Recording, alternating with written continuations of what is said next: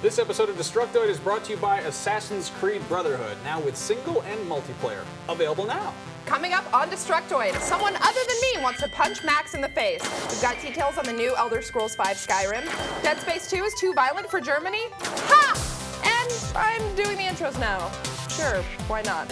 All this and more coming up on Destructoid.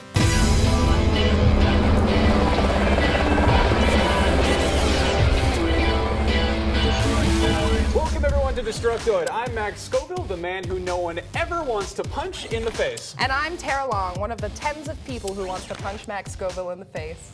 In case you missed Friday's episode, I cracked a couple jokes about Cliffy B, the head of Epic Games, and well, he went on Twitter and good lord, and he went on Twitter and he said that I took a dump on his life's work and that he was adding me to his list of people to punch in the face. You were kind of mean about it, Max. Okay, look, Tara, I'm playing by prison rules. You know, you gotta kick someone's ass the first day, or you're gonna become someone's bitch. Okay, you're co-hosting a show about video games. You've been here for 2 weeks, and you are a bitch. I hope your mug breaks again. I hope Cliffy D actually punches you in the face. Nothing would make me happier. On our last episode, we had a little contest. I asked you guys to guess what this tattoo was, and you guessed a number of things, including Pac-Man, Chomp Chomp, and for some reason a roller coaster. YouTube user Plimpmaster P was the first to get it right with, "Yo Max, that tattoo is the bounty hunter symbol from Star Wars." We can split hairs later about whether it's the Bounty Hunter Guild or something to do with the Mandalorian Super Commandos, but either way, it's on Boba Fett's armor, and I've sent Plimpmaster P his copy of Bible Adventures along with a drawing of a shark dick. Let me know if you want more contests like this, because I like trivia. Moving on to the news, it seems like we've got some more news about Elder Scrolls V Skyrim. If you're trolling YouTube for gameplay footage, we don't have any. No one does. I'm sorry. The game comes out in November, so don't get too pissy about it. We're just reporting on a game that we think looks really, really cool. First off, the engine being used is called the Creation Engine, and its big improvements are having a huge draw distance and making NPCs and characters that don't look so much like creepy weirdos. The part I'm most excited about is acting like an idiot won't just generate the same reaction from NPCs. So let's say if you go into a room and start stealing shit and knocking everything over, the person in that room isn't just gonna go, excuse me, or whatever. They're gonna react depending on how you've interacted with them already. So if you've been really nice, they might be cool about it, and if you've just been a total dick to them the whole time and stolen all their crap, they might actually get mad. This is really cool because I really love going into games and messing with AI, and Bethesda's pretty good with this. We talked about how they're randomly generated quests, and one of them you'll be sent on is an assassination mission, but it's not just like a bunch of stock assassinations. You'll get different locations and targets depending on who you've talked to and where you've been already. Another type of quest will be ones like in Red Dead Redemption, where you're just going to be like walking around in the woods, murdering animals, and then suddenly there's some guy who needs help with something, and he'll be like, hey, there's robbers over there in that cave or something. Or maybe you'll run into wolves fighting a mammoth, because apparently there's mammy woolits or woolly mammoths. Found it out. They're furry fucking elephants. Tara, I'm just excited about them. Go talk, you dick. Yeah, who's ready to hear about some Android games? Anyone?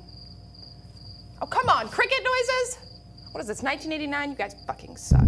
Okay, so actually I had this entire story written yesterday about Kongregate Arcade, which is one of the web's biggest depositories of free Flash games, and how they're bringing over 300 games to the Android with this cool new app they got. Well, we just got word this morning, like literally right before we filmed the show, that Google has randomly removed the app from the Android market. You can still download it straight from Kongregate's website at congregate.com/Android, but for now it's missing from the Android market.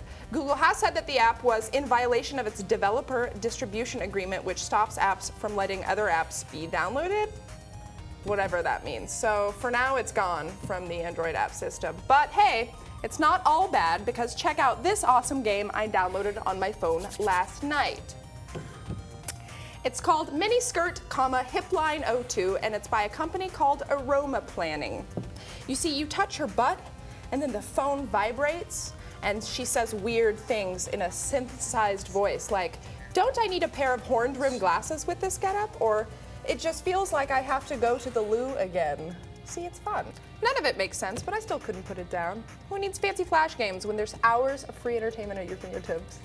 Tara, my dear, Fingertips are my #1 source of entertainment, just on their own. That's making me uncomfortable, Max. Hey, you guys like Heavy Rain, right? Well, do you think it was a revolutionary work of interactive storytelling? Because its director, David Cage, seems to think so. He recently stated, and I quote, "This game granted credibility and respect for the ideas that we believe in, and I am convinced that Heavy Rain has and will open doors to others to approach interactivity in different and more mature ways." Our very own Jim Sterling had a few issues with this, claiming that the game lowered the bar for storytelling in video games and called David Cage the Kanye West of the industry. While I agree with Jim that Heavy Rain's success has probably gone to Cage's head, I still think Heavy Rain is a significant piece of interactive media. A lot of people were citing Mass Effect and Silent Hill as games that have better writing and acting than Heavy Rain, and that's kind of a no-brainer. But guess what? In spite of good writing and storytelling, to the general public, Mass Effect is a game about space warfare, and Silent Hill is still a game about monsters. Heavy Rain, on the other hand, is the only video game I've played where you are a divorced dad who picks up his kid from school and tries to get him to do his homework. And that shit is depressing. I'm not saying Heavy Rain was fun, and I'm not saying it's going to win an Oscar anytime soon, but it proved that you could make a financially successful video game that wasn't all chainsaw guns and giant bugs. What do you guys think? You want to see more video games about finding your kid in a shopping mall? Let us know in the comments. That's why I plan to get all my kids harnesses. You're going to be one of those moms, huh? Yeah, I'm going to be one of those moms. It's going to be awesome. I'm going to have like 10 kids on leashes. It'll be great. And now for our top story of the day. As some of you may know, today is Nintendo's illustrious 3DS press conference, actually. We've got Nick Chester doing live coverage at the event up in New York City right now, blogging away. You can check out all of his 3DS news at Destructoid.com. But the big announcement that everybody's been waiting for has finally arrived. Nintendo has officially set a price point of $250 and a release date of March 27th for the 3DS in North America and March 25th in Europe, so they're actually getting it 2 days before us. You'll have a choice of 2 colors, Aqua Blue and Cosmo Black, which sounds kind of like a porn name. And the 3DS will come standard with a 2 gig SD card and a charging cradle. For multiplayer, we speculated earlier about friend codes, but now it's been confirmed that you'll only need 1 friend code to play all of your favorite games online. And if for some reason you're still undecided about whether or not to get a 3DS, you'll have plenty of chances to play around with one before you buy it, because Nintendo's going to be coming around to mall kiosks all around the country in preparation for the launch. They're bringing 5,000 demo units. So that's good, right? Because I hear you kind of can't experience the 3DS until you're in person. Tara, I'm going to have to take a moment to give you a word from our kick-ass sponsor. Oh, let's do that. In Assassin's Creed Brotherhood, you are Ezio, the legendary master assassin. Take up arms in your enduring struggle against the powerful Templar Order. This time, the game is set in the living, breathing city of Rome, where you must recruit a brotherhood of elite assassins to help defeat the corrupt tyrants entrenched there. And for the first time ever, Assassin's Creed Brotherhood features entirely new multiplayer mode where you can choose from a wide range of characters, each with their own weapons and assassination techniques. The game also was nominated for several Destructoid Show awards and won the Golden Helmet for Most Improved Series. So go buy Assassin's Creed Brotherhood in stores now. So if you guys have been on the YouTubes or the TV lately, it's that thing that used to exist before the YouTubes, then maybe you've seen some ads for Dead Space 2, which is coming out next Tuesday. Or if you've been on Reddit lately, maybe you've seen some other reaction videos. Anyway, the point is, EA's been trying really hard to push this, quote, "your mom hates Dead Space 2" slogan and make the game sound really scary and look really scary. So I was somewhat shocked to hear that Germany delayed the game's release for reasons of, wait for it, violence. Apparently, the inclusion of a friendly fire multiplayer option where players can kill other players is a concept that is offensive to Germany. Who knew? So now people who want to buy the game in Germany are going to have to wait until February 3rd for a special version of the game that doesn't have the friendly fire option. How sad for them. Speaking of Dead Space 2, here's your friendly reminder to tune into our live show next Monday the 24th at noon Pacific time. We're going to be talking about the upcoming release of Dead Space 2 along with other games that we're excited about this year. It should be a rollicking good time barring any wardrobe mishaps. Right, Max? Hopefully I don't tear my pants off in a fit of boner. I know how much you like Duke Nukem Forever. A fit of boner.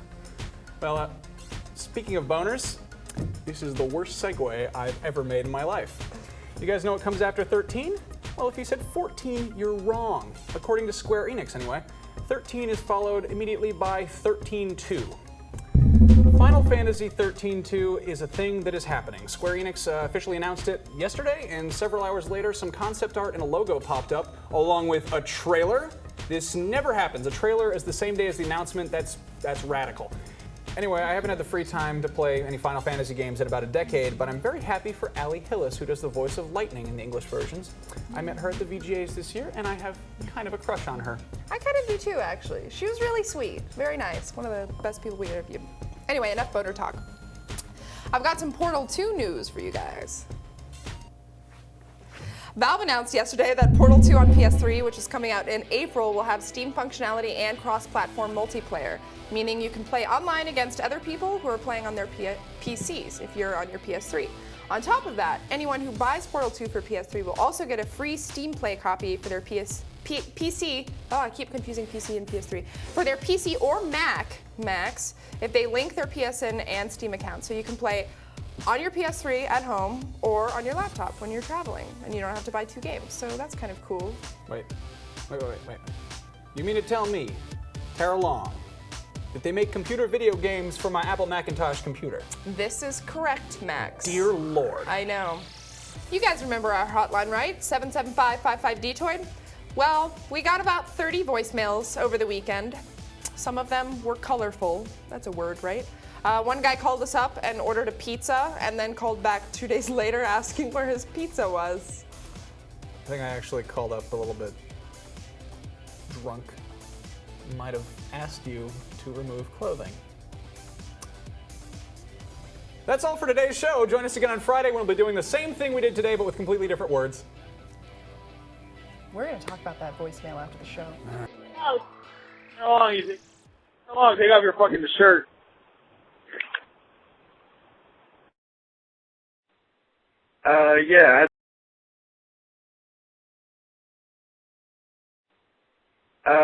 I'd like a large pepperoni pizza with 25 hot wings and a 2-liter of Pepsi, and that'll be for delivery. And can't wait to eat that. Thanks, guys.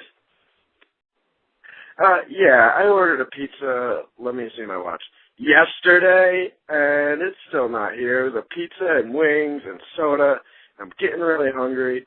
And you know what, quite frankly, if it doesn't get here within the next 3 days, you're going to lose a customer. Destructoid music. Destructoid.